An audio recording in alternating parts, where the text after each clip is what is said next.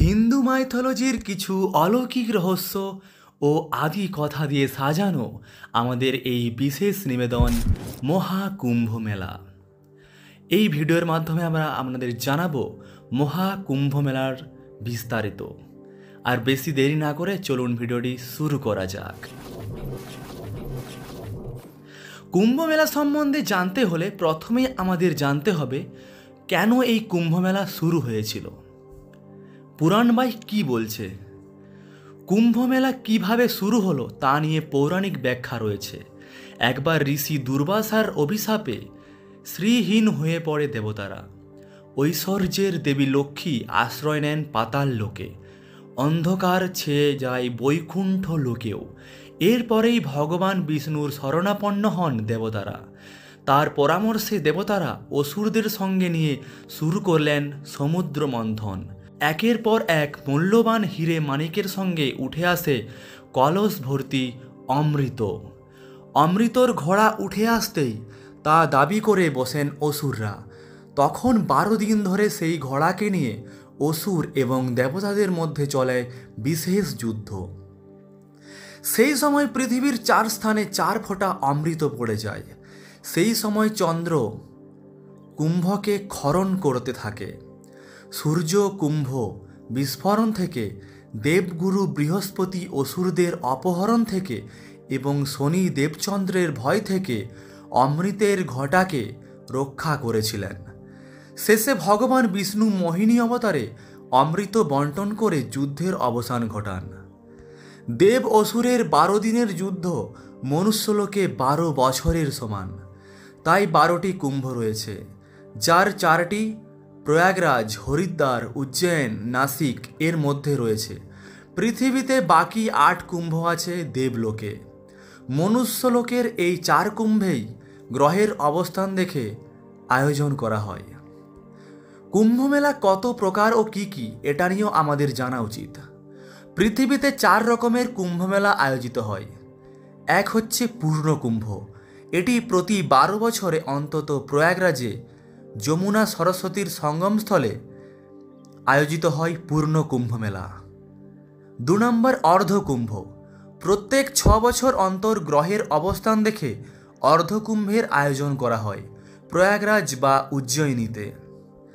3 নম্বর কুম্ভ। প্রত্যেক 3 বছর অন্তর গ্রহের অবস্থান দেখে আয়োজিত হয় এই কুম্ভ মেলা।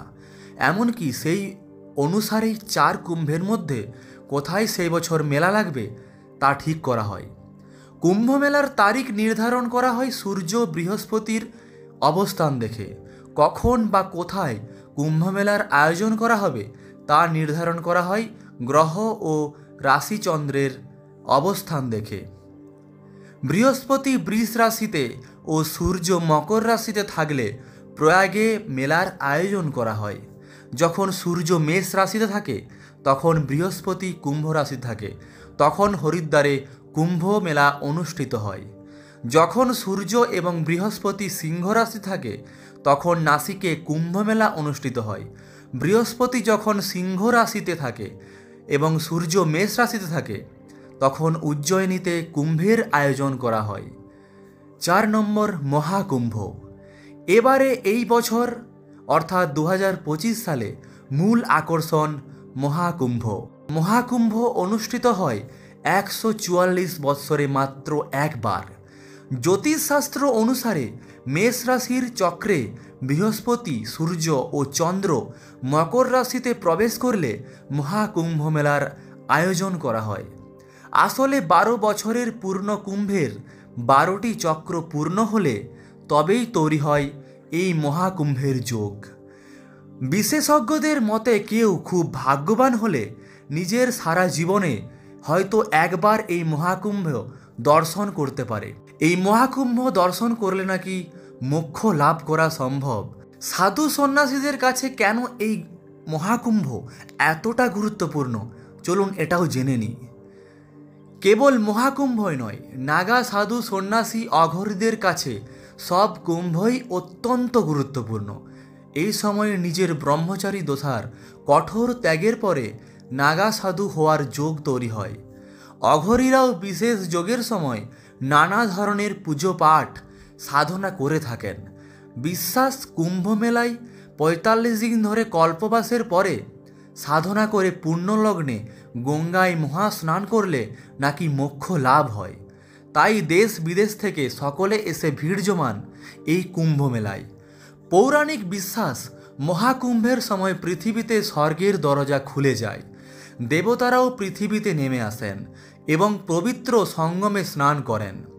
শিবপুরাণ অনুসারে ভগবান শিব এবং দেবী পার্বতী কৈলাসের অন্যান্য বাসিন্দারা মাঘ পূর্ণিমার দিনে ছদ্মবেশে মহাকুম্ভে আসেন। জ্যোতিষীরা বলেছেন এই সময়ে সূর্য, শনি, চন্দ্র, বৃহস্পতির অবস্থান সাগর মন্থনের সময় যেমন ছিল, এটি পৃথিবীর চৌম্বক ক্ষেত্র বৃদ্ধি করে এবং মানবদেহে ইতিবাচক প্রভাব ফেলে। তাই মহাকুম্ভ মেলা আধ্যাত্মিক পাশাপাশি বস্তুগত দিক থেকেও খুব উপকারী।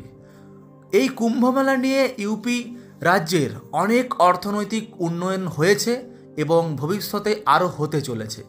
সরকারের অনুমান এবারে প্রায় ৪০ থেকে ৪৫ কোটি ভক্তের সমাগম ঘটবে এই মহাকুম্ভ মেলায়। ফলে সেইভাবেই প্রস্তুত রয়েছে প্রশাসন।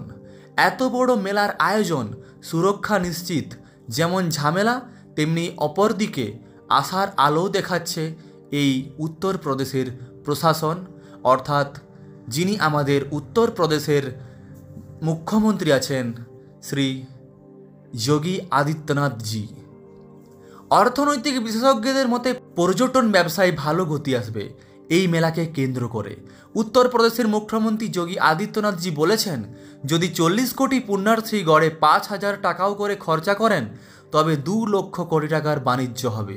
অর্থাৎ এই মহাকুম্ভ মেলা ইউপি স্টেটের অনেকটাই বাণিজ্যিক দিক থেকে উন্নতি হবে তথা ভারতবর্ষেরও অনেকটাই উন্নতি হবে এই মেলার হাত ধরে।